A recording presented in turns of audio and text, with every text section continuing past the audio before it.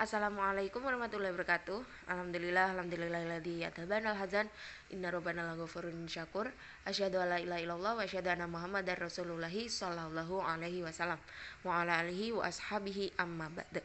Alhamdulillahirabbil alamin. Alhamdulillah jazakumullahu khaira. Alhamdulillah jazakumullahu khaira. Rise and shine. For this beautiful occasion, we are going to learn about perfect tenses. There are actually 16 tenses we have to master. That has to be mastered. But for this opportunity, I'm going to dig over, or we are going to dig over 3 major of perfect tenses. So let's get it started. There are past perfect, present perfect, and future perfect. But keep in mind, kalau kita ngomongin tenses, we have to know the timeline. And there are actually 3 division of time. Yang pertama ada past, in bahasa dia masa lampau. Ini untuk mengungkapkan kejadian yang dia terjadi di sebelum sekarang. Lanjut ada present, present mengungkapkan kejadian yang terjadi hari ini atau sekarang atau masa sekarang. And then the last is future. Kalau future mengungkapkan kejadian yang terjadi di masa depan, belum terjadi, tapi diprediksi akan terjadi di masa depan. Dan for perfect tenses, kita harus tahu basic patternnya adalah dia akan pakai have, has, had. Jadi kalau sebelumnya you only know that had, have, has means punya, you have to change your mind. Karena kalau di tenses have, has, had dia punya arti telah atau sudah. Tapi kalau dia menempati as the verb jadi kata kerja, have, has, had means punya. And for determining dia pakainya have, has atau had, kita bisa lihat kalau di past perfect, past kan itu masa lampau, dia pakainya had, had plus verb 3. Kalau di present perfect dia pakainya have atau has plus verb 3. Kenapa di sini pakai atau pakai o? Karena di present perfect untuk menentukannya kalian lihat di subjeknya. Kalau subjeknya I, you, they, we dia pakainya have, she, he, it dia pakainya has. And for singular subject yang dia cuma satu dia pakainya has. Sedangkan kalau dia jamak atau plural subject ada 2 mungkin atau 3 atau lebih dia pakainya have. And future perfect, future dia identik pakai will kemudian diikuti have plus verb 3. Semuanya dia pakai verb 3. So guys, you have to be ready untuk menghafalkan, jadi biar kalian tahu perubahan verb 1, verb 2, verb 3-nya, verb 3-nya apa sebagai modal nih, biar kalian bisa langsung tahu penggunaan past perfect, present perfect, and future perfect. And we are going to make it clearer one by one. And first thing is past perfect. It is used to talk about an action that took place in the past before a specific point of time or another past action. Jadi past perfect itu digunakan untuk mengungkapkan sebuah kejadian yang dia terjadi di masa lampau sebelum waktu tertentu atau kejadian lainnya yang terjadi di masa lampau. Dan for the form di positive sentence dia langsung pakai I had plus verb 3, had plus verb 3, dan had di sini dia tidak tergantung atau bergantung pada subjeknya. Jadi semuanya dipakainya had plus verb 3. And for the positive statement, I had visited Mount Everest. And for the negative statement, tinggal dikasih not. I had not. I hadn't visited Mount Everest. And for the interrogative statement, had-nya ditaruh di depan. Had you visited Mount Everest? I think it is clear enough. And for the usage, the first usage is to express a completed event in the past. Jadi dia untuk mengungkapkan kejadian yang telah terjadi, yang sudah selesai di masa lampau. For example, I had watched the film. Maksudnya berarti aku di sini dia itu sudah menyelesaikan menonton film bahkan sampai selesai. That's why dia pakai past perfect. Dan di waktu dia ngomong seperti ini, dia mengungkapkan ini, berarti dia udah nggak nonton film itu lagi. And for the second usage, to show that something happened before another past action. Nah, biasanya karena ini untuk menunjukkan sesuatu yang terjadi sebelum kejadian lainnya, berarti dia akan di dalam kalimat itu ada dua kejadian, dan biasanya ini dikaitkan relate with simple past tense. Kalau kalian masih ingat ya, simple past tense yang dia pakai subject plus verb to. Bisa dilihat di example, I suddenly remembered I hadn't packed my passport. Di sini biasanya ada dua klausa yang digabungin. Nah, yang klausa pertama yang kalian lihat kalau kejadiannya itu dia terjadi duluan, terjadi lebih awal, berarti kalian pakaiin past perfect di situ. I hadn't packed my passport. Berarti dia kejadian awalnya I hadn't packed my passport. Kemudian disusul I suddenly remembered. Dan biasanya kalau ada kata dua klausa ini pakai remembered, realized, terus discover. Biasanya kata-kata tersebut yang di simple past tense, maksudnya yang dibuat verb to, dan kemudian klausa selanjutnya baru di past perfect. Selain itu ada juga kalau ngomongin past perfect, biasanya dalam soal itu akan ada pemakaian conjunction before and after. Kalau pakai conjunction before and after, atau kalau pakai conjunction itu biasanya ada dua klausa yang digabungin jadi satu kalimat. Nah, ini nanti basic konsepnya sama. Ketika kalian lihat kejadian itu terjadi lebih awal, dia pakainya past perfect. Kemudian kejadian selanjutnya yang mengikuti, dia pakainya simple past tense. Seperti he changed his mind after he had spoken to me. Jadi kejadian awalnya dia bicara dulu sama aku, dia telah berbicara kepadaku, ngobrol denganku, kemudian he changed his mind, dia merubah pemikirannya. Begitu juga dengan I had heard a lot about him before we met. I had heard a lot, itu dia terjadi duluan, aku telah mendengar banyak tentang dia. Kemudian dia ketemu, mereka berdua ketemu. Next, present perfect.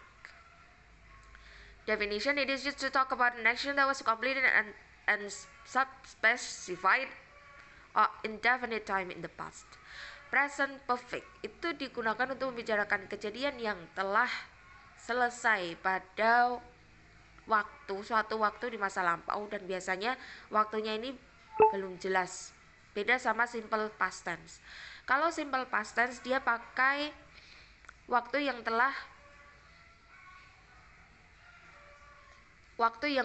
detail gitu, lebih spesifik. Biasanya untuk membedakan suatu kalimat itu dia pakai present perfect atau dia pakai simple past, kita bisa lihat, kita tengok di time signal yang dia gunakan. Kalau time signal di situ pakainya yesterday, last night, last week, 2 years ago, 2 days ago, 2 hours ago, berarti dia bisa dipastikan langsung pakai simple past tense. Kalau present perfect, time signalnya adalah just, already, yet, ever, still, recently, currently, lately, since, and for. Jadi di sini gak terlalu spesifik. Time signalnya bisa akhir-akhir ini, sejak, selama, sudah, begitu aja. Langsung ke formnya. Present perfect dia menggunakan has or have plus verb 3. Jadi kalian lihat dulu subjeknya, apakah subjek itu singular or plural. Kalau singular, in positive statement, Jade has already submitted the task. Jade has. Kemudian di negative statement, Jade and Mochi have already submitted their task. Tahu kan ya bedanya kenapa dia pakai has tapi di bawahnya dia pakai have plus not. And for the interrogative, have-nya taruh di awal atau has-nya nanti ditaruh di awal, kemudian diikuti subject. Have they already submitted the task? And for the usage, yang pertama, to express an activity that occurred before now at unspecified time in the past. Untuk mengungkapkan suatu kejadian yang terjadi sebelum sekarang, masa sebelum sekarang, atau di masa tertentu di lampau. Sebagai contoh, Maggie has eaten lunch. Biasanya orang pakai present perfect karena dia pengen mengungkapkan kejadian yang telah terjadi dan dia nggak highlight di waktunya. Yang penting point of conversationnya itu ada di sudah atau belum. Contohnya ini, Maggie telah makan siang. Dah gitu. Jadi informasi yang diperlukan itu dia udah makan siang kok. Gak peduli dia makan siangnya jam berapa. Pakainya present perfect. To express an activity that may be repeated two or several times before now at unspecified time in the past. Nah, ini untuk menunjukkan sebuah kejadian activity yang biasanya dia berulang, akan diulang 2 kali atau berapa kali sebelum sekarang atau suatu waktu di masa lampau. Seperti kejadian berulang atau habitual action, kita automatically ingat di simple present tense ya. Dia kan bisa digunakan untuk mengungkapkan kejadian yang kayak habit, suatu kebiasaan. Tapi kalau habit itu terjadi di suatu waktu di masa lampau, dia pakainya present perfect. For example, I have eaten that twice. Aku telah makan di sana dua kali. Kan berarti mengungkapkan kejadian itu berulang. Dia pakai present perfect. Dan to begin a conversation about an experience. Nah, untuk mengawali sebuah dialog, sebuah percakapan yang ngomongin tentang pengalaman, dia pakai present perfect. Contohnya, si A, have you tried horse meat? Pernahkah kamu mencoba daging kuda? Nanti bisa dijawab no I have not atau yes I have. And the last usage, when it is used with since and for, it expresses a situation that began in the past and continued to the present.